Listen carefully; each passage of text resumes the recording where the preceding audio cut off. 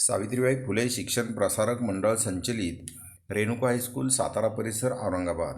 मैं सह शिक्षक श्री हराली एम.वी. आप सभी का स्वागत करता हूं। विषय हिंदी, कक्षा 10वीं, लेक्चर नंबर 6, टॉपिक नेम मन। लेखक परिचय। जन्म 1983, गुना, मध्य प्रदेश। विकास परिहर ने 2000 से 2006 तक भारतीय वायुसेना को अपनी सेवाएं दी। फिर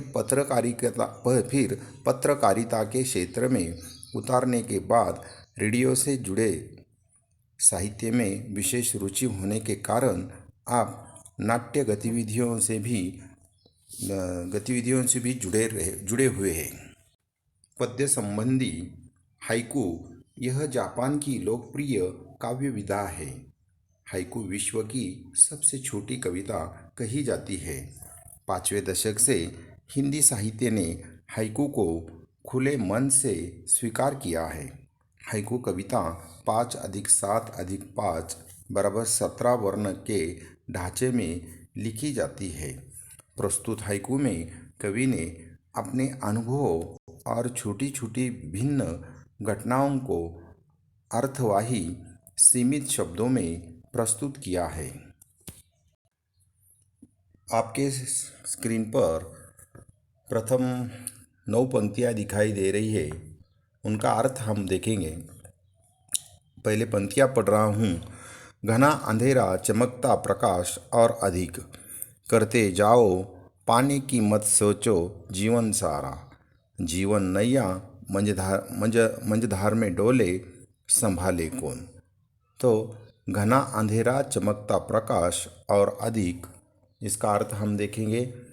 जब अंधेरा घना होता है, यानी आकाश में उमड़ घमड़ कर बादल जैसे समझो आते हैं और घना अंधेरा होता है, एवं तब प्रकाश और अधिक चमकता है।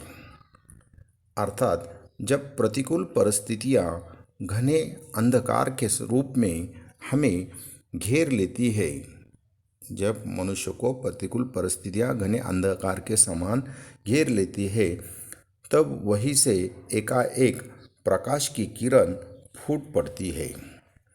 उसके बाद की नीचे पंक्तियाँ देखिए। हमें पूरा जीवन काम करते रहना चाहिए। जीवन में काम को महत्व दिया गया है, काम करते रहना चाहिए। यह सोचना नहीं चाहिए कि हमें क्या प्राप्त होगा, यानी हमें यह सोचना नहीं चाहिए कि काम करने से हमें क्या प्राप्त होने वाला है। पहले काम करो, आपको उसका फल जरूर मिलने वाला है। जीवन रूपी नैया यदि संसार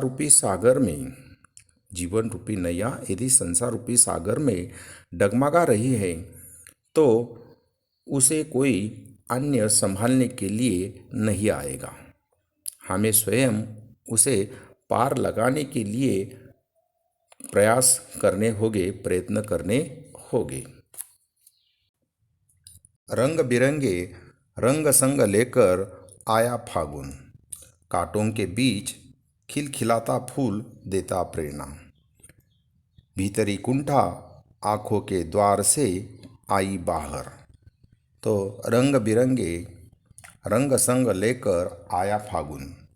तो फागुन का महीना अपने संग बसंत के विविध रंग लेकर आया है। यह समय उल्लास और उमंग का समय, और इस प्रकार यह उल्लास और उमंग का समय है। अंत हमें सभी कुछ समय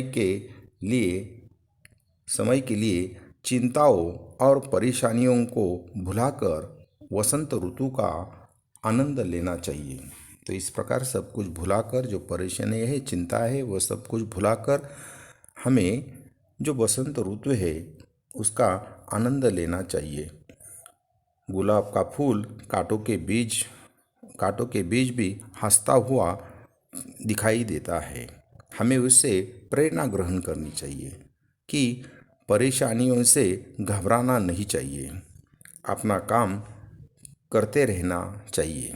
तो इस प्रकार हमें गुलाब के फूल से प्रेरणा ग्रहण करनी चाहिए कि वो कांटों के बीच रहकर भी खिलखिलाता हुआ हंसता हुआ दिखाई देता है। उसी से हमें प्रेरणा ग्रहण करके कितनी ही परिस्थिति कठिनाइयाँ क्यों ना आए तो उसका मुकाबला करते हुए हमें आगे बढ़ना है।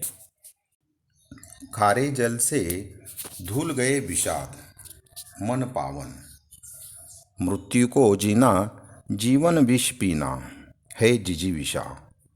तो इन पंक्तियों का अर्थ हम देखेंगे कि जब आँखों से अश्रु बहते हैं तो यह मानना चाहिए कि मन की कुंठा यानी मन के भीतर जो दुख है वह नयन रूपी द्वार से बाहर आ रही है।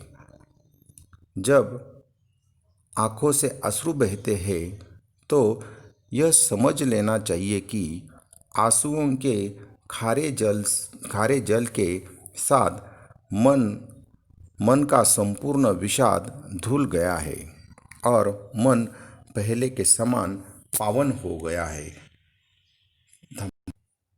प्रत्येक मनुष्य के जीवन में अनेक परेशानियां हैं। तो इस प्रकार सभी मनुष्य के जीवन में कोई ना कोई परेशानियां हैं, चिंताएं हैं और है अप्रिय प्रसंग और कुछ अप्रिय प्रसंग भी है। ऐसे में जीवन रूपी संग्राम में डटे रहना हमारी जिजीविषा का प्रमाण है। मन की पीड़ा छाई बन बादल, बरसी आँखों,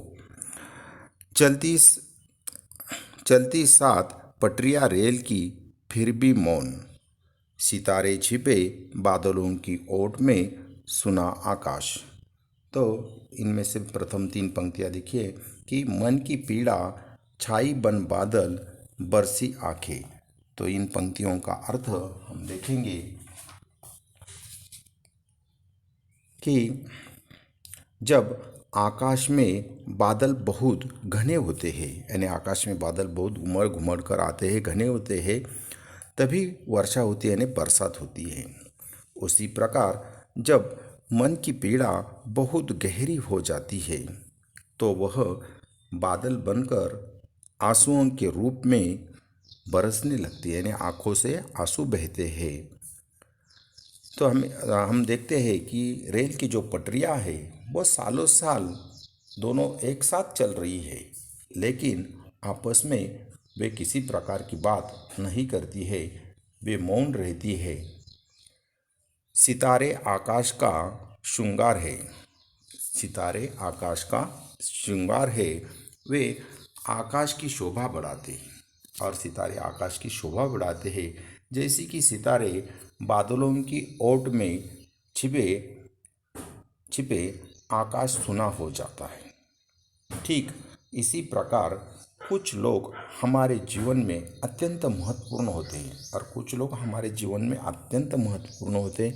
माता पिता गुरु जैसे लोग अत्यंत महत्वपूर्ण होते हैं। उनके चले जाने पर या विमुख हो जाने पर मानो हमारा जीवन निरर्थक हो जाता है।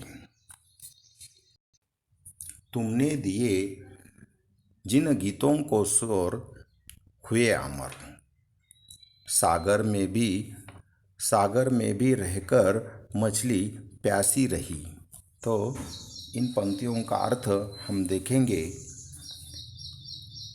कवि के अंदर अनोखी सामर्थ्य होती है, वह जिन गीतों को स्वर देता है और कवि जिन गीतों को स्वर देता है वे अमर हो जाते हैं। इसी प्रकार कवि अपनी रचनाओं के द्वारा समाज में परिवर्तन लाना चाहता है। सागर में अर्थात जल राशि होती है यानी बहुत सारा पानी सागर में होता है, परंतु खारा होने के कारण वो सागर का पानी बहुत ही खारा होता है, वो पीने योग्य नहीं होता।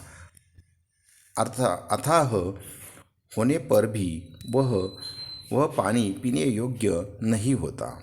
उसी प्रकार कोई व्यक्ति कितना भी बड़ा या धनवान क्यों ना हो, और हमें समाज में कोई आदमी धनवान, बहुत सारी संपत्ति पैसे उसके पास होते हैं, गाड़ी होती है, बंगले होते हैं, लेकिन यदि वह किसी ज़रूरत के काम नहीं आ सकता तो उसका बड़प्पन व्यर्थ है। तो इस प्रकार वो व्यक्ति ने अगर किसी गरीब की मदद नहीं की तो उसका बड़प्पन व्यर्थ है।